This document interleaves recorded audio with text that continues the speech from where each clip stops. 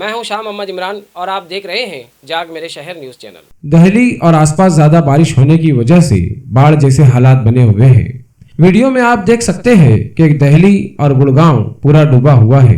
सड़कें, गलियां, मोहल्ले सब के सब पानी में डूबे हुए हैं। अंडरपास पूरी तरह से बारिश के पानी से भर जाने से ट्रैफिक निजाम पूरी तरह से मुस्तरद हो चुका है।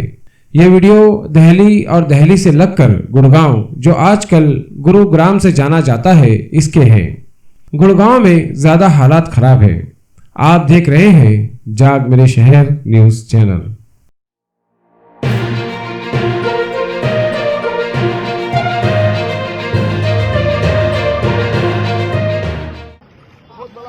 ये हालात हैं दिल्ली सहारनपुर हाईवे 709B के, जिसकी सुध लेने वाला कोई नहीं है। ये मुख्य राजमार्ग है। जब राजमार्ग की यह स्थिति है तो अंदर गलियों का, कॉलोनियों का क्या हाल होगा।